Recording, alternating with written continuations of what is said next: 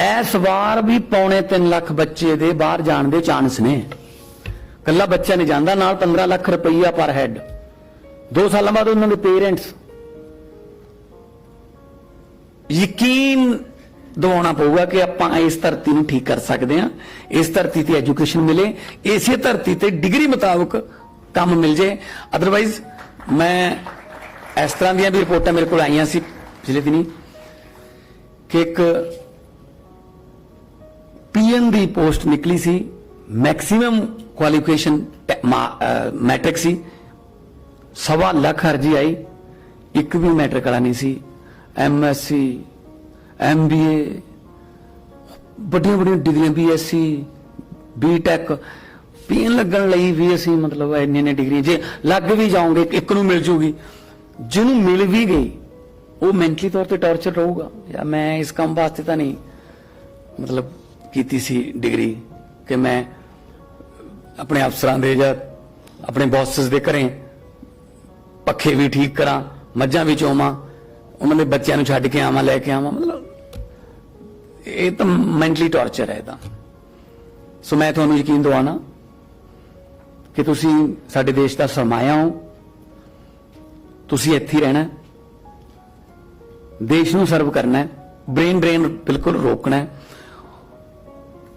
थोड़ा जा मौका दे दो, असीं इस तरह दी प्लानिंग कर रहे हैं कि इत्थे अंग्रेज नौकरियां मंगण आया करनगे कि इत्थे इन्नी वधिया फैक्ट्री लग गई, सानूं उत्थे काम मिल जाए,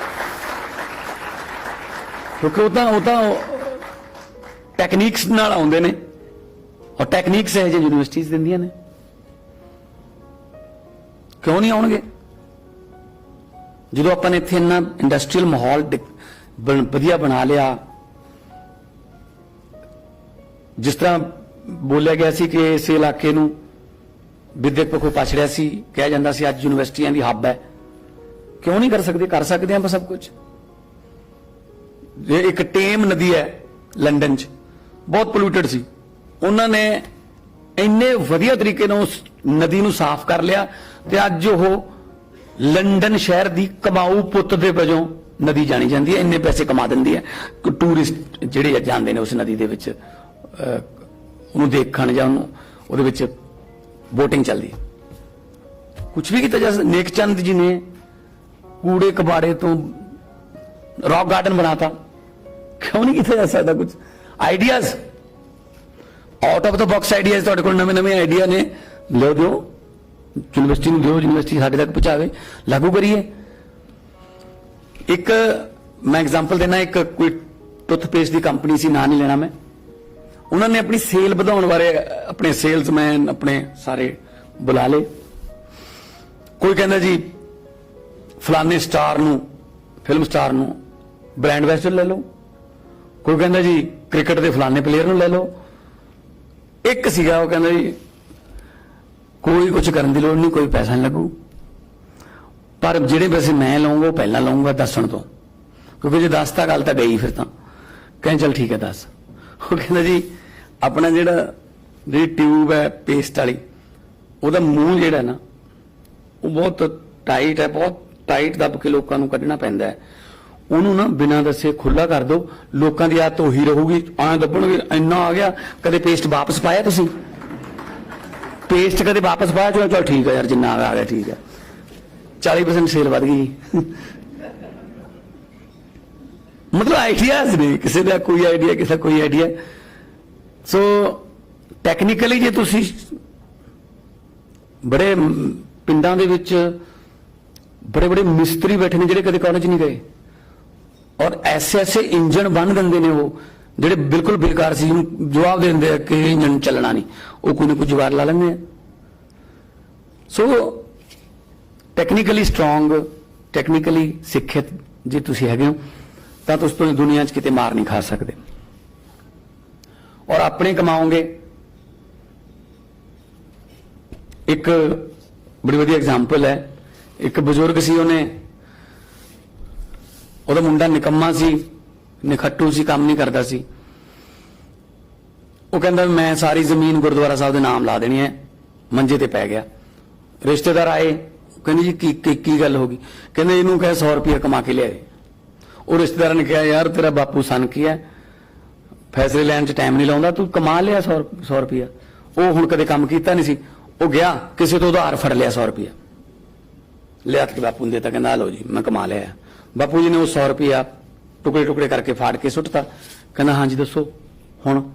ਕਹਿੰਦਾ 100 ਰੁਪਇਆ ਹੋਰ ਕਮਾ ਕੇ ਲਿਆ, ਹਰ ਰੋਜ਼ ਤਾਂ ਉਧਾਰ ਨਹੀਂ ਮਿਲਦੀ। 50 ਰੁਪਏ ਦਾ ਕੋਈ ਬੱਲੋ ਬੱਲੋ ਵੇਚਤਾ, 50 ਰੁਪਏ ਇਧਰ ਉਧਰ ਫੇਰ ਕਰ ਲਏ, 100 ਫੇਰ ਕਮਾ ਲਿਆ, ਕੰਮ ਨਹੀਂ ਕੀਤਾ। ਉਹਨੇ ਫੇਰ ਫਾੜ ਕੇ ਸੁੱਟਤਾ। ਉਹ ਫੇਰ ਦੇਖੀ ਜਾਵੇ, ਕਹਿੰਦਾ ਦੱਸੋ ਜੀ ਹੁਣ? ਕਹਿੰਦਾ 100 ਹੋਰ ਕਮਾ ਕੇ ਲਿਆ, ਹੁਣ ਹਰ ਰੋਜ਼ ਚੋਰੀ ਵੀ ਨਹੀਂ ਹੁੰਦੀ, ਹਰ ਰੋਜ਼ ਉਧਾਰ ਵੀ ਨਹੀਂ ਮਿਲਦੀ। ਸੱਚੀ ਮੁੱਚੀ ਤੀਜੇ ਦਿਨ ਕੰਮ ਕਰਨਾ ਪੈ ਗਿਆ, ਸੜਕ ਤੇ ਰੋੜੀ ਕੁੱਟ ਕੇ ਦੁਰਮਟ ਨਾਲ, ਤੇ 100 ਰੁਪਇਆ ਕਮਾਇਆ, ਲਿਆ ਕੇ ਦਿੱਤਾ। ਜਦੋਂ ਉਹ ਫਾੜ ਕੇ ਸੁੱਟਿਆ ਤਾਂ ਉਸ ਮੁੰਡੇ ਨੇ ਕੱਲਾ ਕੱਲਾ ਟੁਕੜਾ ਥੱਲੋਂ ਚੱਕਿਆ। ਕਹਿੰਦਾ ਬਾਪੂ ਜੀ ਕਿਉਂ ਪਾੜੀ ਜਾਂਦੇ ਹੋ, ਹੱਥਾਂ ਤੇ ਛਾਲੇ ਹੋ ਗਏ ਕਮਾਉਂਦਿਆਂ ਦੇ। ਤਾਂ ਬਾਪੂ ਕਹਿੰਦਾ ਬੇਟਾ ਅੱਜ ਤੇਰੇ ਨੇ, ਇਸ ਤੋਂ ਪਹਿਲਾਂ ਵੀ ਮੈਂ 100 ਰੁਪਇਆ ਪਾੜ ਕੇ ਸੁੱਟਦਾ ਰਿਹਾ, ਤੈਨੂੰ ਦਰਦ ਨਹੀਂ ਹੁੰਦਾ ਸੀ ਕਿਉਂਕਿ ਤੇਰੇ ਨਹੀਂ ਸੀ। ਸੋ ਜਦੋਂ ਆਪਣੇ ਕਮਾਓਗੇ ਨਾ ਤਾਂ ਖਰਚਣ ਵੇਲੇ ਦੁਕਾਨਦਾਰ ਨਾਲ 2-3 ਵਾਰੀ ਬਹਿਸ ਵੀ ਕਰੋਗੇ, ਠੀਕ ਲਾ ਲੈ ਯਾਰ। ਜਦੋਂ ਮਾਪਿਆਂ ਦੇ ਖਰਚਣੇ ਹੋਣ ਫਿਰ ਉਹ ਚੱਕ ਦਿਓ, ਕੋਈ ਗੱਲ ਨਹੀਂ। ਸੋ ਇਸ ਕਰਕੇ ਆਪ ਸੈਲਫ ਡਿਪੈਂਡੈਂਟ। ਗਵਰਨਰ ਸਾਹਿਬ ਨਾਲ ਗੱਲ ਕਰ ਰਹੇ ਸੀ, ਅੱਜ ਇੰਨੀਆਂ ਡਿਗਰੀਆਂ ਨੇ, ਮੈਨੂੰ ਲੱਗਦਾ 70 ਤੋਂ 75% ਤਾਂ ਕੁੜੀਆਂ ਸੀ।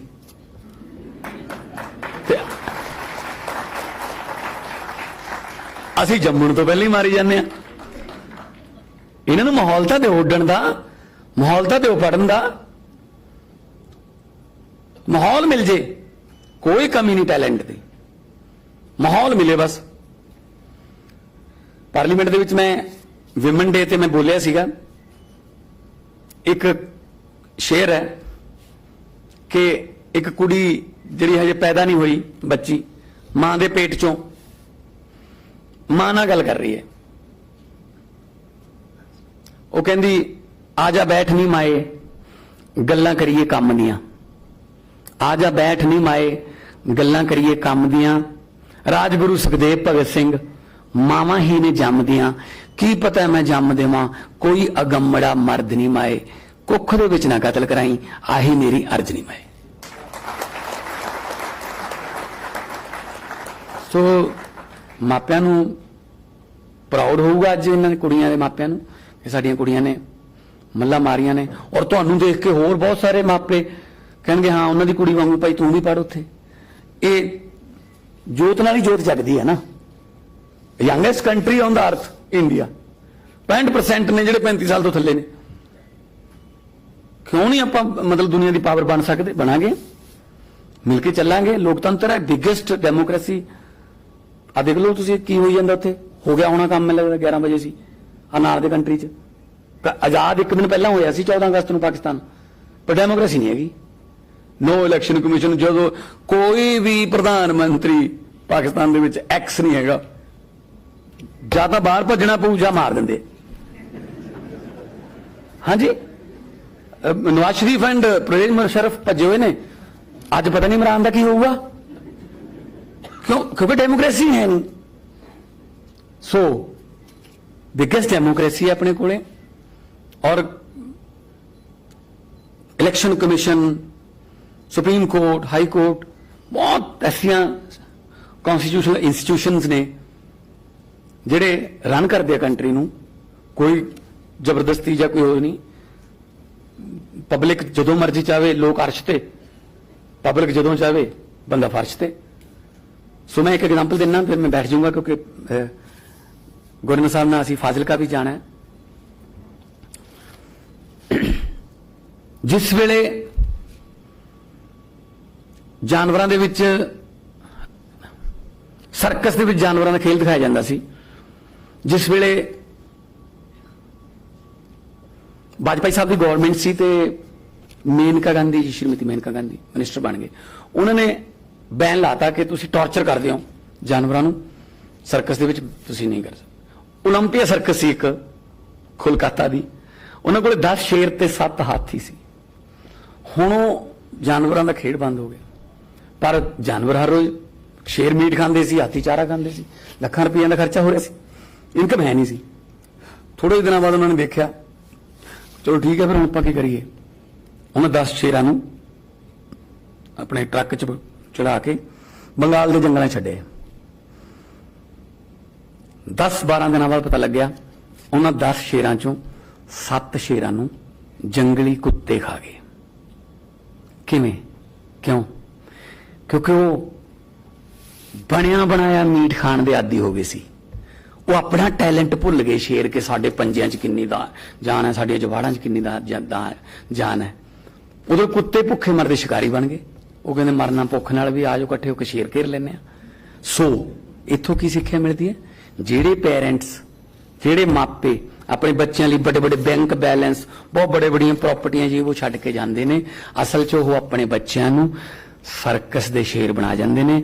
ਮੈਂ ਤੁਹਾਨੂੰ ਬੇਨਤੀ ਕਰਦਾ, ਭਾਵੇਂ 2 ਦਿਨ ਭੁੱਖੇ ਰਹਿ ਲਓ, ਪਰ ਆਪਣਾ ਸ਼ਿਕਾਰ ਆਪ ਮਰ ਕੇ ਖਾਓ, ਜੰਗਲ ਦੇ ਸ਼ੇਰ ਬਣ ਕੇ। ਬਾਕੀ ਰਹੀ ਫਾਈਨੈਂਸਿਸ ਦੀ ਗੱਲ, 5 ਕਰੋੜ ਤਾਂ ਹੁਣੇ ਜਾਰੀ ਹੋਇਆ ਵਿਕਾਸ ਜੀ, 5 ਕਰੋੜ ਰੁਪਇਆ ਹੈ ਜੀ। ਹਾਂਜੀ, ਤੇ ਬਾਕੀ ਮੈਂ ਕਦੇ ਵੀ ਵਿਦਿਆ ਵਾਸਤੇ ਕੋਈ ਹੱਥ ਨਹੀਂ ਘੁੱਟਿਆ। ਵਿਦਿਆ ਵਿਚਾਰੀ ਤਾਂ ਪਰਉਪਕਾਰੀ, ਵਿਦਿਆ ਮਨੁੱਖ ਦਾ ਤੀਜਾ ਨੇਤਰ, ਤੇ ਵਿਦਿਆ ਕਰਜ਼ੇ ਥੱਲੇ ਨਹੀਂ ਰਹਿਣੀ ਚਾਹੀਦੀ। ਤੁਸੀਂ ਜਿਵੇਂ ਕਹੋਗੇ ਉਵੇਂ ਕਰਦੇ ਰਹਾਂਗੇ ਤੁਹਾਡੇ ਨਾਲ। ਬਹੁਤ ਬਹੁਤ ਧੰਨਵਾਦ ਔਰ ਸਾਰਿਆਂ ਨੂੰ ਬਹੁਤ ਬਹੁਤ ਮੁਬਾਰਕਾਂ।